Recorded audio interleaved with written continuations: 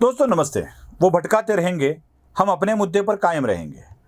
हमने कसम खाई है कि जो जो भी चीज़ें लोगों के सामने आनी चाहिए वो लाके रहेंगे, और जिन चीज़ों के बारे में उनके अंजाम तक जाने तक चर्चा होंगी वो हम करते रहेंगे, क्योंकि अंजाम तक जाना भी बहुत ज़रूरी है ना दोस्तों। कहानी शुरुआत बहुत पुरानी है। उन मुद्दों को कहीं भूल न जाए इसलिए बार बार इन चीज़ों को सामने लाना पड़ता है। जब जब भी असल चीज़ें सामने लाती है तब तब नकली चीज़ों को सामने लाया जाता है। क्यों? क्योंकि असल चीज़ हम भूल जाए। असल चीज़ क्या है दोस्तों? महाराष्ट्र में शुरुआत हुई थी पालघर के साधुओं के हत्याकांड से। बहुत निर्ममता से पालघर में साधुओं को मारा गया था। उसके ठीक कुछ दिन बाद ही नांदेड़ में एक साधु की हत्या हो गई थी। क्या हुआ है उस केस का? क्या साधुओं की हत्या पर जरा सा भी खेद महाराष्ट्र की सरकार को अभी भी है? शायद नहीं है। दोस्तों बाद में क्या हुआ? कंगना राणावत, अर्णव गोस्वामी, ये दो लोग सामने आए। मुद्दा कौन सा था दोस्तों? कंगना राणावत का घर तोड़ दिया, अर्णव गोस्वामी को गिरफ्तार किया गया। हम बात करते रहे कंगना और अर्णव की। क्या हुआ? कंगना का घर क्यों तोड़ा? अर्णव को क्यों गिरफ्तार किया? अर्णव को किस झमेले में डाला गया? अर्णव के साथ क्या हो रहा है? अर्णव पर क्यों गलत केसेस डाले जा रहे हैं? क्या टीआरपी वाला केस सही था? क्या वो जिनकी जायदाद उद्धव ठाकरे, रश्मि ठाकरे ने खरीदी थी, वाइकर ने खरीदी थी, रश्मि ठाकरे ने खरीदी थी, मनीषा वाइकर और रश्मि ठाकरे ने मिलकर जिस व्यक्ति की जायदाद खरीदी थी, वो बंगले वाला मुद्दा, क्या उसके मौत के लिए सच में, अन्वय नाइक के मौत के लिए सच में ये जिम्मेदार था क्या? ये सारे मुद्दों की चर्चा होती रही। लेकिन असल मुद्दा क्या था? असल मुद्दा अर्णव के मामले में ये था कि अर्णव कंगना जिसके मृत्यु को दुनिया के सामने लाने की कोशिश कर रहे थे, वो सुशांत सिंह केस, वो दिशा वाला केस, जैसे ही ये हुआ, दिशा और सुशांत वाला केस, इनको इस सामने लाने की कोशिश की गई तो कितने मुद्दे सामने आते गए देखिए जरा। मतलब अर्णव को दो केस में फंसाया गया। एक केस था वो टीआरपी वाला, दूसरा केस था अन्वय नाइक की मृत्यु वाला। उस पर चर्चा होती गई। अर्णव की गिरफ्तारी हुई, अर्णव छूट भी गया, अर्णव अलग अलग चैनल निकालने की कोशिश में है ऐसा बताया गया। आजकल अर्णव नहीं दिख रहे हैं, आजकल अर्णव टीवी पर ज़्यादा बात भी नहीं कर रहे हैं। लेकिन सुशांत सिंह के केस का क्या हुआ, ये बात कभी आपके दिमाग में आई? कंगना राणावत के साथ भी यही हुआ। कंगना सुशांत सिंह के मृत्यु के साथ साथ ड्रग्स वाले केस पे बात करती रही। ड्रग्स के केस का मुद्दा बहुत अहम तरीके से सामने आया। कई फिल्म एक्टरों को ड्रग्स के सिलसिले में पूछताछ के लिए बुलाया गया। कई फिल्म एक्टर के लोग सामने आए, उनकी पूछताछ हुई। समीर वानखेड़े ने ड्रग्स के साथ आर्यन खान को पकड़ लिया और समीर वानखेड़े का अलग एक मुद्दा सामने आया। कंगना ने जो ड्रग्स वाला मुद्दा उठाया था जिससे रिलेटेड सुशांत की मृत्यु थी, उसका क्या हुआ दोस्तों? आर्यन खान की केस का क्या हुआ? जैसे ही आर्यन खान की केस शुरू हो जाती है, नवाब मलिक फटाक से अंदर आ जाते हैं, एक नया ही माहौल खड़ा कर देते हैं। आर्यन की केस का क्या हुआ, ये सवाल हम आजकल पूछना भूल गए हैं। बस ये पूछ रहे हैं कि समीर वानखेड़े की जाति कौन सी है? वो बौद्ध है, हिंदू, महार है या और किसी जात का है? क्या मुसलमान है या हिंदू है?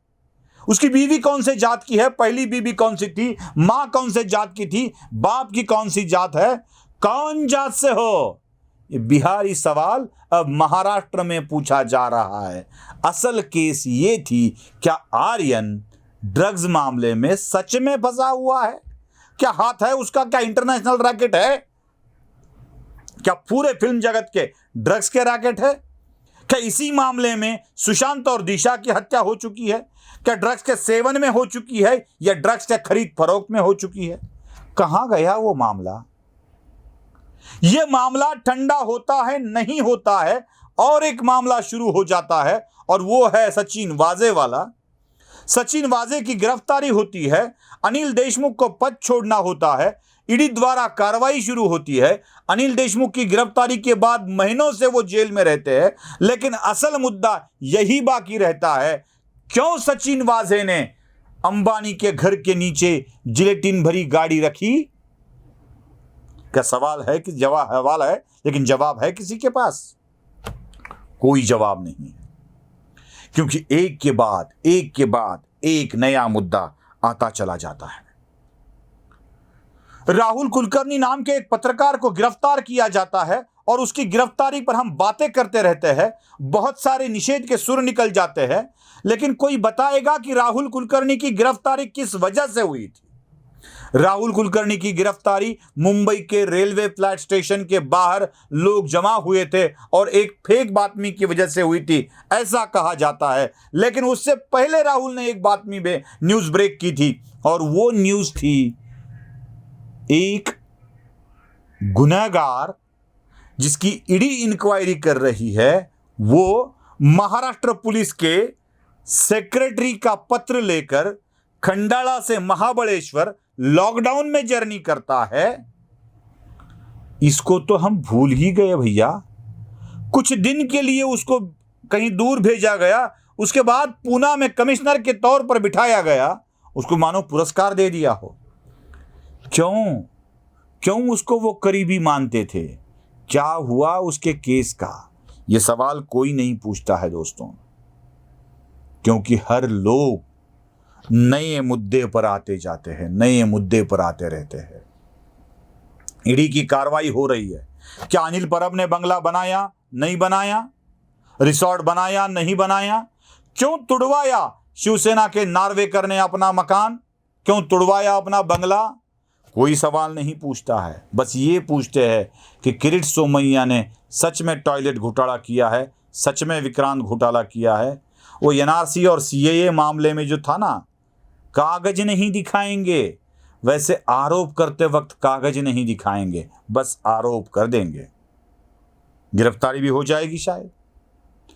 यहां ढेरों सारे मिनिस्टरों पर लड़कियों के बारे में इल्जाम लगे पड़े हैं। पुलिस स्टेशन में कार्रवाई तक का नाम नहीं हो रहा है, एफआईआर तक नहीं ली जा रही है, और गणेश नाइक का मुद्दा बड़े जोर शोर से उठाया जा रहा है। यह भटकाने की कोशिश नहीं है तो और क्या है। अभी कुछ मामले और चलने लगे थे, अचानक से वो लाउडस्पीकर वाला मामला आ गया।